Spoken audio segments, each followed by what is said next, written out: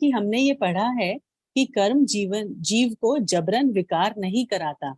और जब हमारे जीवन में सब कुछ ठीक चल रहा होता है तब तो हम इसे मान लेते हैं। पर जब भी हमारे जीवन में प्रतिकूलता होती है तो हम कर्म को दोष देते हैं और तरह तरह के उपाय करते हैं प्रॉब्लम को ठीक करने के लिए। कभी कभी तो आकुलता इतनी बढ़ जाती है कि मिथ्या उपाय भी करते हैं। तो ऐसे में हम अपने में समता भाव कैसे लाएं? बहुत अच्छा प्रश्न है और मौलिक प्रश्न है। ये हम नए की विवक्षाओं में जब देखते हैं तो बहुत सारे कथन आगम में हमको देखने को मिलते हैं। जब नए की विवक्षा नहीं समझते तो उसमें थोड़ा विरोध भी भाषित होता है। तनु जी, लेकिन मैं एक और बात कहना चाहता था मैं कि अगर कोई जैसे वन वे नहीं है हमारा लोकतांत्रिक सिस्टम है, आपको कोई प्रति प्रश्न हो पिछले वाले प्रश्न पर भी तो आप पूछ सकते हैं।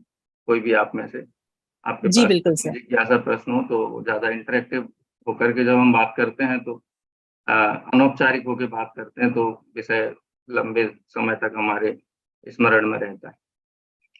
ठीक है, आप पूछ सकते हैं, मैं उसके लिए रुक करके समय नहीं लूंगा। अगर आपको कोई भी प्रश्न है तो आप अनम्यूट करके बिल्कुल पूछ सकते हैं। अब प्रश्न पे आते हैं हम कि कर्म जीव को विकार कराते हैं या जीव स्वयं विकृत होता है, और यदि कर्म विकार नहीं कराते हैं तो फिर अपाय विपाक विचय अपाय विचय इन विषयों का क्या औचित्य है, क्योंकि धर्म ध्यान के भेद कहे गए। और यदि ही कराते हैं सब कुछ, उनके कारण ही हो रहा है, तो फिर हमने क्या अपराध किया है? कर्म बड़े बलवान जगत में पेरत हैं, जगत में मुझे दुख देते कर्म देते हैं। तो हम ये भी प्रश्न उठेगा कि हम अरंत की शरण में जाएं कि कर्म की शरण में जाएं? कि जो कष्ट दे रहा है, कहते हैं दुर्जनम प्रथमम बंदे, दुर्जन को पहले नमस्कार करें क्योंकि दुर्जन से ज्यादा खतरा है। तो बहुत सारी चीजें हैं इसमें। लेकिन हम अगर देखें तो एक साधक के जीवन में साधना के स्तर होते हैं और उन साधना के स्तर के हिसाब से आगम में प्रश्नों के उत्तर दिए गए हैं।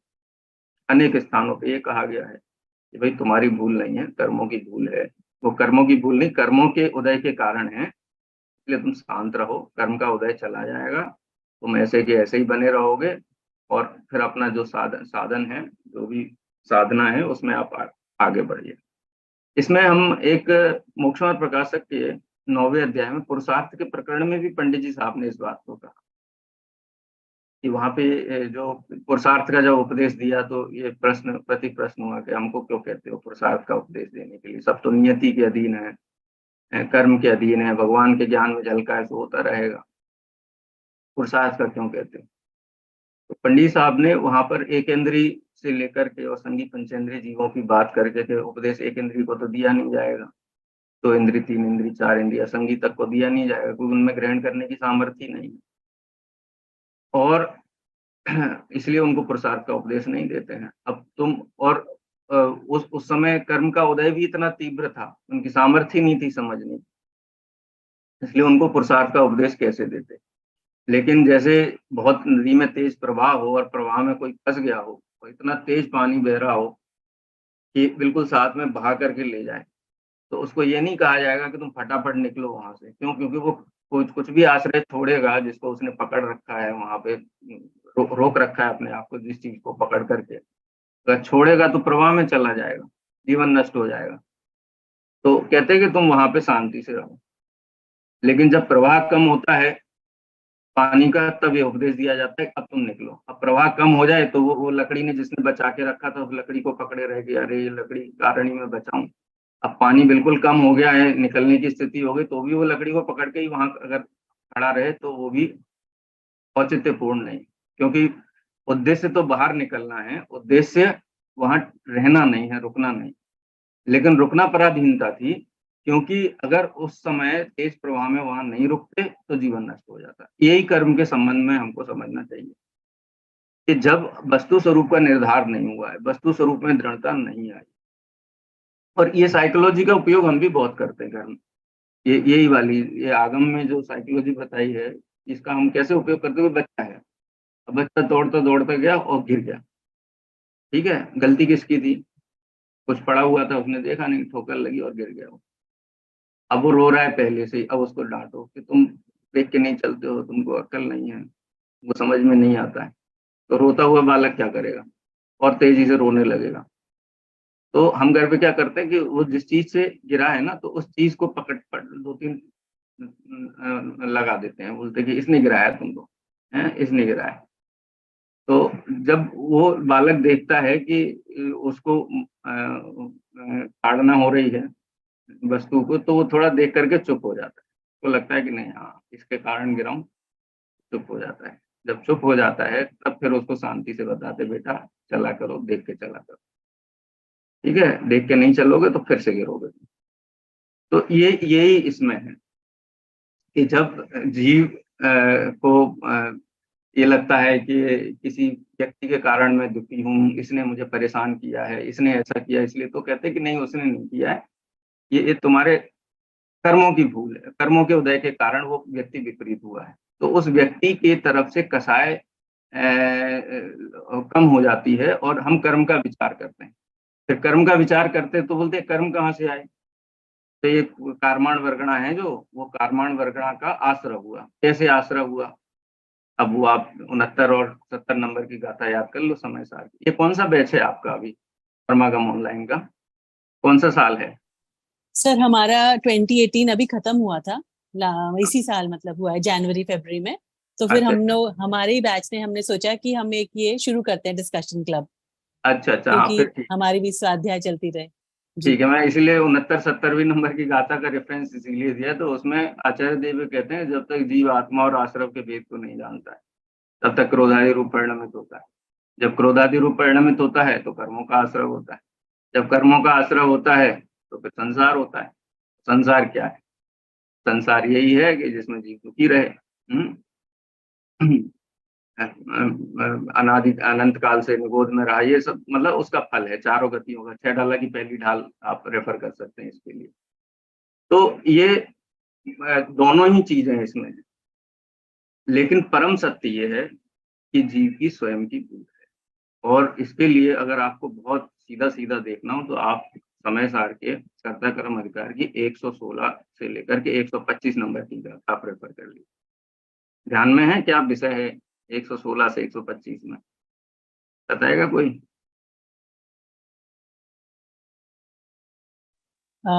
एनी निधि जी या और कोई बताना चाहेंगे? मैं किसी की परीक्षा नहीं ले रहा हूँ, आप उसको नहीं नहीं, अगर बिल्कुल ख्याल में नहीं है भैया। अभी कुछ एक एक दो हाँ चीजें आप कहेंगे तो शायद याद आ जाए, पर अभी हाँ, बिल्कुल विषय पिन पॉइंट करने के लिए खाली मैं कह रहा हूँ। नहीं। उसमें ये विषय जीव का अपरिणामी और परिणामी संबंधी जो प्रकरण है, कर्म परिणामी है या अपरिणामी, जीव परिणामी है या अपरिणामी। तो वहां पे ये कहा कि यदि जीव कर्म जीव को क्रोध उत्पन्न कराता है, तो कर्म ने जीव को क्रोध उत्पन्न कराया, तो जीव क्या हुआ? जीव अपरिणामी हुआ। अपरिणामी हुआ माने स्वयं तो निष्क्रिय है, स्वयं तो कुछ करता नहीं है, जो कराता है तो कर्म कराता है। फिर ये कहते हैं आचार्य देव, जो स्वयं अपरिणामी होता है उसको तीनों लोकों में, तीनों कालों में कोई ऐसी वस्तु शक्ति नहीं है कि परिणमित करा सके, है ना। तो जो स्वयं अपरिणामी है उसको कौन परिणमित करा सकता है? और यदि उसको कर्म के द्वारा परिणमित किया हुआ मानेंगे तो वो वस्तु, सारी वस्तु अपरिणामी ही सिद्ध होंगी। और 5 गाथाएं ली और 5 गाथाएं अपोजिट में ली कि जीव कर्म को बांधता है तो कर्म क्या है? जीव का परिणाम है, कर्म अपरिणामी हुआ। और जो स्वयं अपरिणामी हो उस वस्तु को कोई भी जगत की शक्ति परिणमित नहीं करा सकती है। और यदि उसको परिणमित नहीं करा सकती है तो कर्म का बंधन ही सिद्ध नहीं हुआ। यानी कर्म स्वयं कर्माण वर्गणा ज्ञानावर्णादि रूप स्वयं परिणमित होती है, जीव क्रोधादि रूप स्वयं परिणमित होता है। यदि ऐसा माना जाए तो ही वस्तु व्यवस्था टिक सकती है। जैसे हम इसको अपने लौकिक जीवन में भी जैसे हम देखें कि कोई बालक है, हमको उसको AIEEE क्लियर करवाना है और गधा है, एकदम कुछ नहीं आता उसको, सिंपल सम्स दो ना, वो भी नहीं कर पाता है।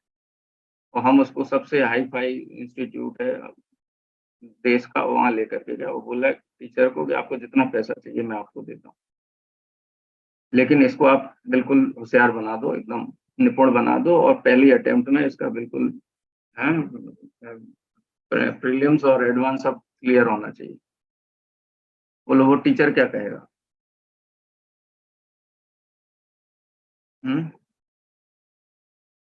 क्या कहेगा निधि जी? करने वाला तो वो बच्चा ही है ना, उस बच्चे में योग्यता होनी चाहिए। बाहर से तो जो वो दे सकते होंगे वो देंगे, लेकिन सीखने वाला मतलब जो हाँ चेंज, जहाँ चेंज होना है हाँ वहीं चेंज होना है। हाँ। तो जो स्वयं अपरिणामी है उसको कोई परिणमित नहीं करा सकता। जिसमें स्वयं प्रतिभा है वो उसमें वो निमित्त कहलाएगा। जिसने जो स्वयं ही कार्य रूप परिणमित नहीं हुआ तो निमित्त का आरोप किसके ऊपर आएगा? तो कर्मों के संबंध में यही है, निचली अवस्था में जीव अपने उपयोग को विशुद्ध रखे, अपने उपयोग को स्थिर रखे, इसके लिए विपाक विचय और अपाय विचय, ये दोनों आज्ञा विचय हम इसमें नहीं लेते क्योंकि कर्म के उदय संबंधी दो ही हैं, विपाक विचय और अपाय विचय। अब मूल सत्य तो यही है कि जीव स्वयं परिणमित हुआ है, क्योंकि अगर जीव को स्वयं क्रोधादि भाव रूप परिणमित होता हुआ न माना जाए तो वस्तु व्यवस्था ही सिद्ध नहीं होगी। तो एक निचली भूमिका का सत्य है और एक ऊपर की भूमिका का सत्य, ये है दोनों व्यवस्था।